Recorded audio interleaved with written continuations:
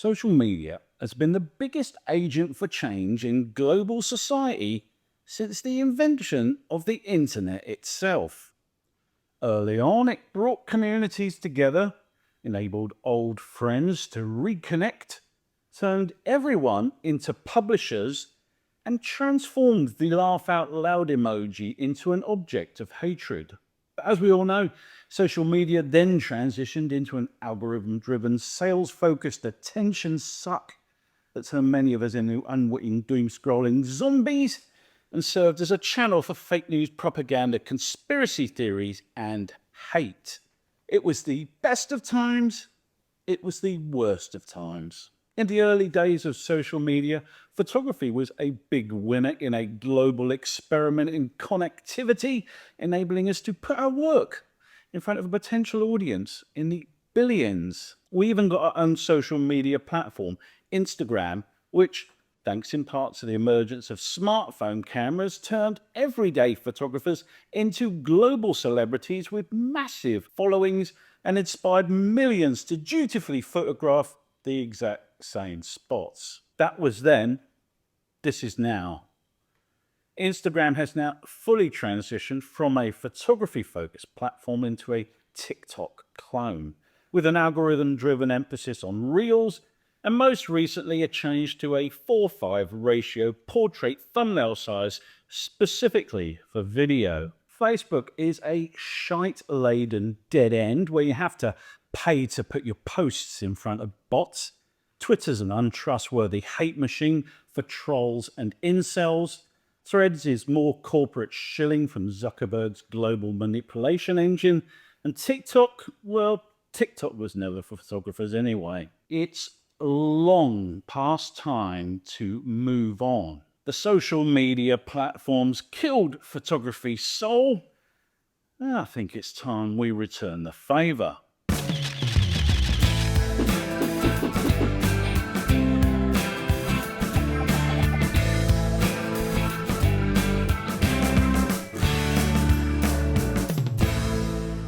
Now, before we get stuck into this, there are a couple of caveats I'd like to get out of the way. Firstly, if you currently use the corporate social media sites to generate an income of some kind, and that is still working for you, then crack on.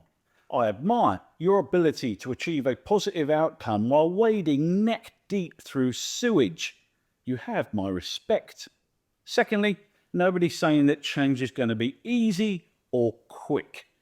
Given what we know about social media now and the vile fucks that run the show, surely literally anything has to be an improvement.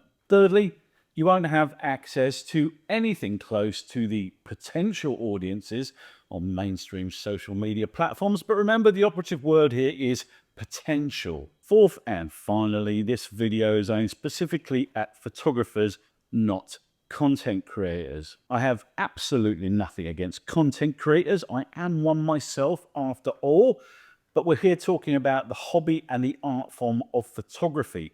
The outcomes, if you will, not the processes. When I heard that Jack Dorsey, one of the co-founders of Twitter, that co-founded a brand new decentralized platform, I lodged my email address and was lucky enough to get into the closed beta. That service was Bluesky, and I've seen it grow from a really primitive service with a couple of thousand nerdy users to a platform that could genuinely serve as an alternative to Twitter. Its user base is dwarfed by Twitter, of course, which has something like 75 times as many active monthly users, but explosive growth would probably be a disaster for Bluesky because they simply don't have the infrastructure in place to cope with it yet. But Bluesky is a brilliant microblogging platform for photographers looking to showcase their work, connect with like-minded people, and follow interesting accounts. For starters, images on Bluesky are high resolution, meaning your shots look far better than they do on Space Karen's platform, and they're more likely to be seen because there's an active and rapidly growing photography community. There are both straight chronological feeds, i.e. the following feed, and there are algorithm-driven feeds such as Discover. So, if you miss the old days of Insta when you could basically just scroll through your friends' photos in the order they were taken, then that's what you can do. And that's bloody lovely as well. There are also cool custom feeds that enable you to focus on whatever niche of photography you're into, or just see generalized photocentric posts. I see Bluesky as a relay, somewhere to discover new photographers, to keep up with your friend's photographic output, and to serve as that all-important tool, a restroom diversion. Bluesky is the most mainstream of the new platforms, the most similar to pre-Nazi Twitter and pre-Eye of Sauron Instagram, and will probably feel the most familiar to new users. It's worth noting, however, that it's a Twitter-like app, not an Instagram-like app, so the forthcoming Bluesky sister app, Flashes, more on that in a minute, might be of more interest in the long term. The Fediverse is a kind of open source social network of interconnected services designed from the ground up to be decentralized and therefore immune to the rapacious appetites of billionaires. There are various platforms within the Fediverse, all using the same ActivityPub protocol, which basically means different services can interact with each other, kind of like the way email is a universal protocol. One of those platforms is Pixelfed, which was created in 2018 as an open alternative to Instagram. And if you're wondering why you've never heard of something that's been around for 6 years, it's probably because up until very recently, it didn't have any apps for mobile devices, and the only way to use it was through a web browser. The number of users on Pixelfed, currently about 450,000, is a statistically insignificant fraction of the insane number of users on Instagram, 2.35 billion, just 0.018% of Zuckerberg's service. But ask yourself, when you last had an authentic interaction of some kind on Instagram? And for the record, automated replies, spamming heart or prayer hand emojis do not count as interaction. I'm willing to bet that it's been all receiver and no transmitter for some time. The Pixelfed app, iOS and Android, has only been out for a few weeks, but it's led to a pleasing spike in sign-ups. You have the opportunity to basically get in at the start. Use it to share your photographs and make connections with other photographers. Search on regional hashtags or photographic styles to find like-minded or local people. Yes, it's pretty quiet, but it will remain that way if everyone just sticks their head around the door and then runs back to Lizard Boy Zuckerberg. I made a video about Flickr, which got a decent amount of attention. Comments on that video seem to broadly fall into two main camps. One, I never left, and two, I forgot all about it, I must check it out. I put myself squarely in that second bracket.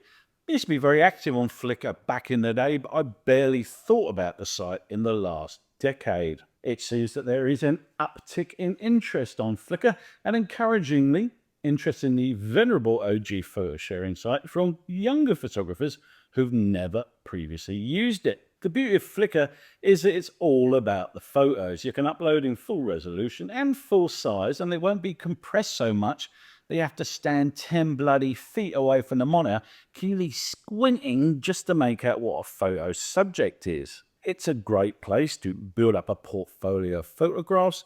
It can be used as a photo blogging site thanks to the awesome albums feature. During its heyday, Flickr had a very active discussion forum, but these days, many of the groups in that forum are fossilized, and I can only imagine how off-putting that would be if you were to show up there for the first time and have a poke around. I really hope Flickr's management team make the hard call and get shot of those knackered old discussion groups that haven't seen any interest in decades. Flickr has some of the affectations of social media, such as a fave button, an algorithm-driven best-of page called Explore, and the aforementioned groups, but ultimately, it's all about the photos. I've just planted my flag in the sand by buying a 2-year pro subscription to the site, and I'm slowly reintegrating it back into my online presence. When I get the time, I'm going to kickstart a group of my own, and hopefully that'll provide a bit of a focal point.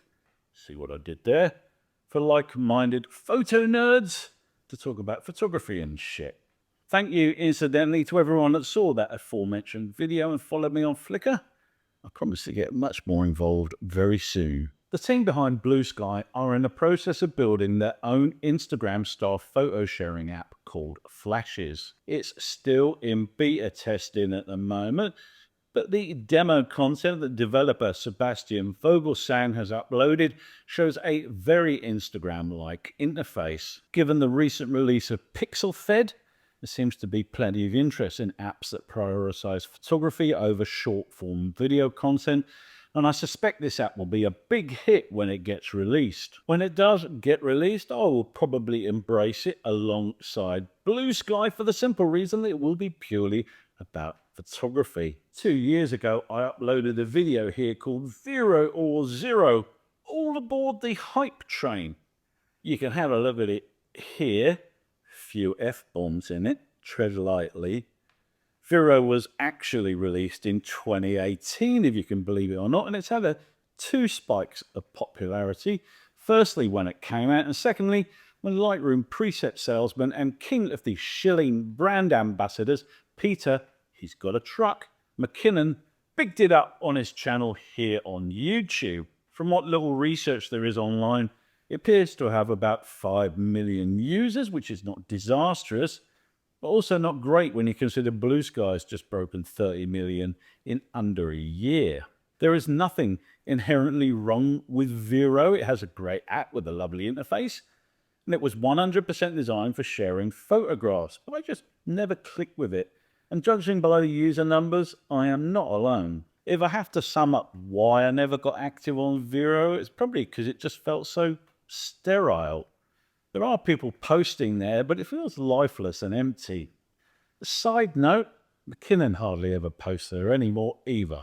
Then there's Glass, which is attempting to inherit Flickr's throne while perfecting the art of taking oneself very seriously indeed. Unlike other platforms that offer free or freemium, Glass is a paid-for service with a two-tier membership system, $40 a year for the basic plan and $129 a year to have a badge that says Patron next to your username. The Glass team make the paid-for nature of the service a selling point, and actually that's not a terrible idea. Venture capital is no friend to user-centric services, and being upfront about the subscriptions with no artifice or pretense is a breath of fresh air.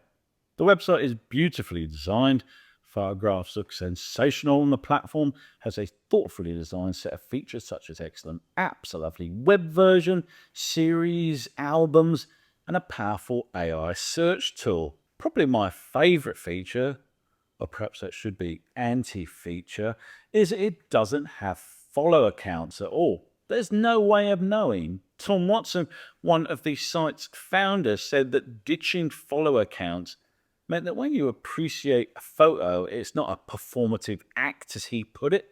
It's just a nod of the head to the photographer. And I must admit, I do like that attitude. All that being said, I never signed up for Glass after my trial period ended, and if I had to put my finger on why, I'd probably say it's because it's a site that takes itself a little too seriously for my tastes, and also because it seems quite cliquey, and the sort of joint where you never get a look in if you're not in with the in crowd.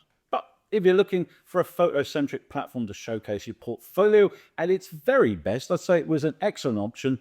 Better, in fact, than Flickr in that regard. There are many reasons that photographers share their photographs online, and there has never been as many platforms on which to do so.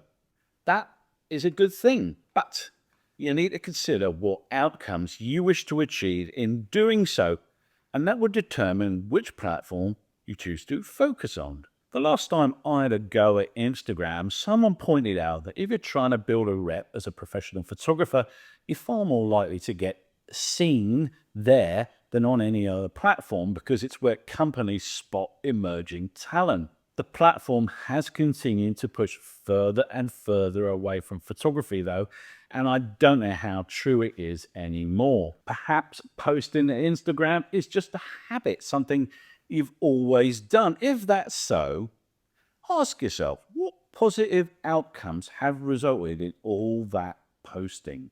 If you can name as many as one good outcome, I reckon you're well ahead of the curve. You could, of course, ditch social media entirely and set up your own space online. At least then, it would be under your direct control.